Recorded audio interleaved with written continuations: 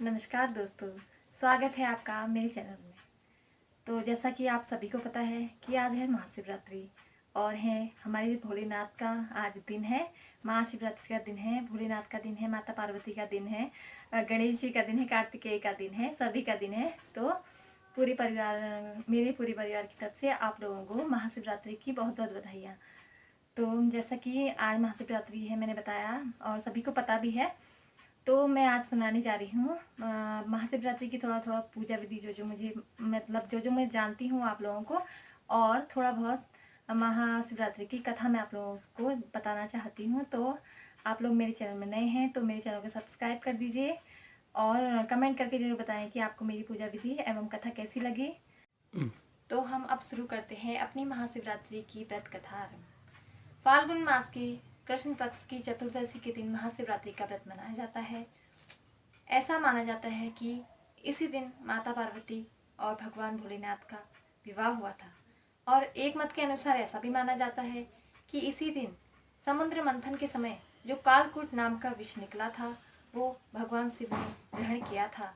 अपने भक्तों की रक्षा के लिए हमेशा भोलेनाथ तत्पर रहते हैं, इसीलिए उन्होंने ये विष भी ग्रहण किया था, जिसकी वजह से उनके कंठ भी नीला है, इसीलिए उनको नीलकंठ भी बोला जाता है। तो भगवान की महिमा अपरंपार है। तो इसी साथ बोलो भोलेनाथ की जय। तो इस महाशिवरात्रि की व्रत कथा इस प्रकार से है। मैं आगे आप लोगों को महाशिवरात्रि की व्रत कथा बताती हूँ। तो महाशिवरात्रि की व्रत कथा इस प्रकार से है। एक बार एक गुरुद्रोह नाम का एक शिकारी था, जो शिकार करके ही अपने बच्चों का और अपने परिवार का भरण पोषण किया करता था। और वह एक दिन शिवरात्रि के दिन शिकार पर निकला, और पर संयोगवश उसे उस दिन शिकार के लिए कुछ भी नहीं मिला। वह ये सोचकर चिंतित हो गया कि उसकी पत्नी और उसके बच्चों को आज रात को भूखा ही सोना पड़ेगा और उन्हें भूखा ही रहना पड़ेगा, और उनका पालन पोषण वो कैसे करेगा। पूरा दिन ऐसा ही बीत गया और सूर्यास्त का समय आ गया। सूर्यास्त होने पर वह एक जलाशय के समीप गया और थोड़ा पीने के लिए जल लेकर एक वृक्ष पर चढ़ गया, और उसे यकीन था कि जल पीने के लिए कोई ना कोई जानवर तो अवश्य ही आएगा। ऐसा सोचकर वह पेड़ की एक डाली पर बैठ गया। संयोगवश वह पेड़ जिसमें वो शिकारी चढ़ा था वो पेड़ बेलपत्र का था, और नीचे शिवलिंग भी था। सूखे बेलपत्रों से वो शिवलिंग उसे दिखाई नहीं दे रहा था। इंतजार करते करते रात्रि का पहला प्रहर हुआ, तो वहाँ एक हिरनी जल पीने आई। तो जैसे ही हिरनी जल पीने नीचे आई तो शिकारी ने अपना धनुष और बाण साधा। तो धनुष बाण साधने से कुछ पत्ते और कुछ बूंदें जल की नीचे शिवलिंग पर गिर गए। तो इस प्रकार अनजाने में शिकारी की पहले प्रहर की पूजा हो गई। तो जब हिरनी ने पत्तों की खड़खड़ाहट सुनी तो बहुत घबरा गई और उसने पेड़ की तरफ देखा और शिकारी से कांपते हुए स्वर में कहने लगी कि मुझे मत मारो। तो इस पर शिकारी ने हिरनी से कहा कि मेरा परिवार बहुत भूखा है, मैं तुम्हें नहीं छोड़ सकता।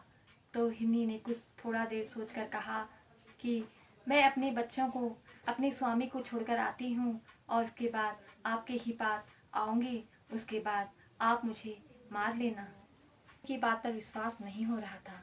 तो हिरनी ने शिकारी को फिर से विश्वास दिलाते हुए यह कहा कि जैसे धरती विश्वास पर टिकी है और समुद्र मर्यादा पर, वैसे ही हिरनी हमेशा अपनी बात पर अटल रहती है और आज भी अटल रहेगी। अति क्रूर होने के बाद भी शिकारी ने हिरनी को जाने की आज्ञा दे दी, क्योंकि शिकारी को उस पर दया आ गई। फिर थोड़ी देर में ही हिरनी पानी पीने वहाँ वापस आ गई। तो तब शिकारी सावधान हो गया, तो उसने सीधे अपना धनुष बाण निकाला और साधने लगा। धनुष बाण साधने के धक्के से फिर कुछ बूंदें और बेलपत्र नीचे शिवलिंग पर गिर गए और अनायास ही उसकी दूसरे प्रहर की पूजा भी हो गई। तो इसीलिए कहते हैं कि जो भगवान को मंजूर होता है वो होता ही है। इसलिए आगे आप मेरी कहानी सुनते रहिए, मैं बताती हूँ आगे की कहानी। इस हिरनी ने भी शिकारी से जीवन दान देने की याचना की और वापस लौट कर आने का आश्वासन दिया, वचन दिया। तो शिकारी ने ये सोचकर उसे छोड़ दिया कि जो वचन देकर पलट जाता है उसका संचित ही पुण्य नष्ट हो जाता है। उस शिकारी ने पहले की तरह इस हिरनी का भी भरोसा करते हुए उसे जाने की आज्ञा दे दी। अब तो वह इस चिंता में व्याकुल होने लगा कि उनमें से कोई भी हिरनी वापस आएगी। इतने में ही पास से एक हिरन और आता उसे दिखाई दिया। उसे देखकर शिकारी अति प्रसन्न हुआ, क्योंकि उसे यकीन हो गया था कि वो इस हिरन को मारकर अपने परिवार के लिए थोड़ा शायद खाना जुटा लेगा। तो जब वो हिरन पास पहुंचा और शिकारी ने धनुष बाण निकाला और वह उसे धनुष से बाण साधने लगा, तभी और कुछ बेलपत्र और पानी की बूंदें गिर गई और फिर उसकी स्वतः ही उसकी तीसरे प्रहर की पूजा भी हो गई।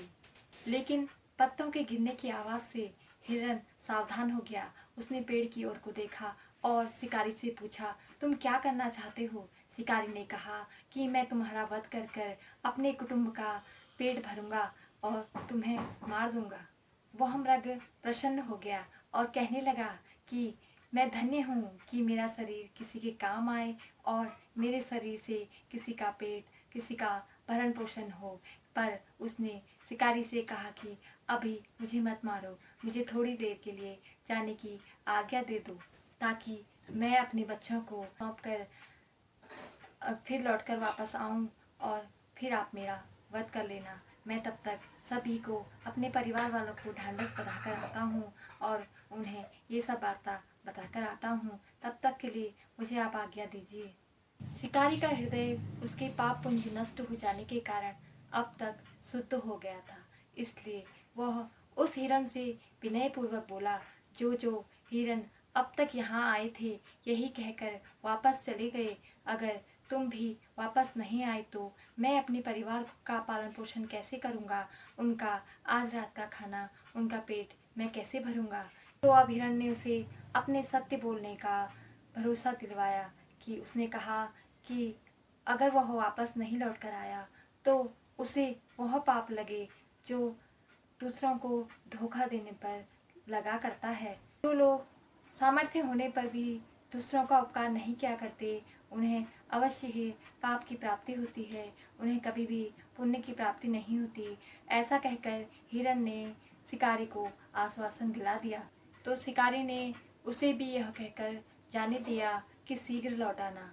रात्रि ऐसे ही रात्रि का अंतिम प्रहर शुरू होने वाला था, तभी हर शिकारी का हर्ष का ठिकाना न रहा, क्योंकि उसने दूर से सारे हिरन हिरनियों को आते हुए देखा था।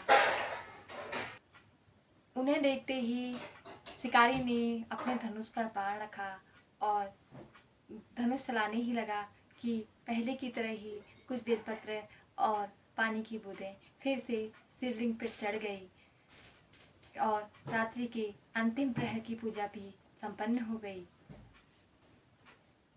अब उस शिकारी की शिव की कृपा से सारे पाप नष्ट हो गए थे, इसलिए वह शुद्ध मन से यह सोचने लगा कि ये जानवर अबोध होकर भी सभी लोगों की मदद इस प्रकार से अपने शरीर को त्याग कर करना चाहते हैं।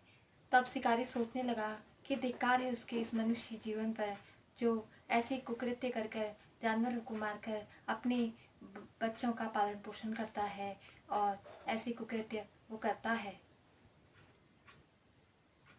ऐसा सोचकर उसने अपने बाण को रोक लिया और हिरनियों से विनम्र निवेदन किया कि आप सभी लोग वापस जाएं, मैंने आपको जीवन दान दिया, अब मैं आप लोगों को कभी नहीं मारूंगा। ऐसा सुनकर भगवान शिव अति प्रसन्न हुए और उसे तत्काल ही दर्शन दिए और सुख समृद्धि और धन धान्य का उसे वरदान दिया और उसका नाम गुह रखा। मित्रों, यह वही गुह है जिसकी श्री राम भगवान जी से मित्रता हुई थी। तो भक्तों, उसके बाद वह गुह नाम का शिकारी अब इस शिकार का कार्य छोड़कर अच्छे कार्यों में लग गया और परोपकार का कार्य करने लगा। तो इस प्रकार से थी महाशिवरात्रि की व्रत कथा, जो अनायास ही गुरु ने सारी तीनों पहर की पूजा भगवान शिव की कर ली थी। इसीलिए महाशिवरात्रि में भगवान की तीनों प्रहर की पूजाएं की जाती हैं। तीनों प्रहर के उस शिकारी की तीनों प्रहर की पूजा की वजह से के कारण ही महाशिवरात्रि को महाशिवरात्रि का नाम दिया गया है और इन्हीं नामों से उन्हें पूजा जाता है। तो अब हम बताते हैं महाशिवरात्रि की पूजा विधि। पूजा करने से पहले अपने माथे पर त्रिपुट लगाएं। इसके लिए चंदन या विभूत को 3 अंगुलियों में लगाकर बाईं तरफ से दाईं तरफ की ओर लगाएं। इसके उपरांत शिवलिंग को दूध, दही, घी, शहद और गंगा जल से स्नान कराएं। आप चाहें तो खाली जल से भी अभिषेक कर सकते हैं। अभिषेक करते समय महामृत्युंजय का मंत्र का जाप करते रहना चाहिए।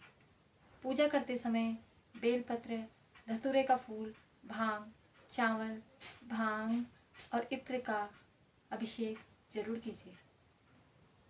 इसके उपरांत चंदन का लेप लगाएं और धूप दीपक जलाएं।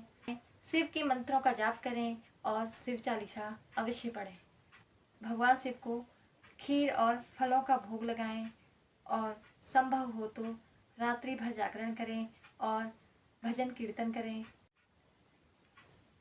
भगवान शिव का व्रत कुंवारी कन्याएं और सुहागन औरतें दोनों ही रखती हैं।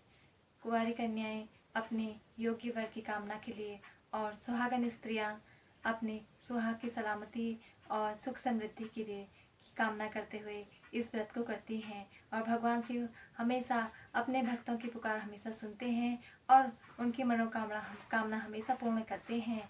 तो इसी के साथ आप सभी लोगों पर भगवान शिव की कृपा हमेशा बनी रहे और हमारी तरफ से महाशिवरात्रि की हार्दिक शुभकामनाएं।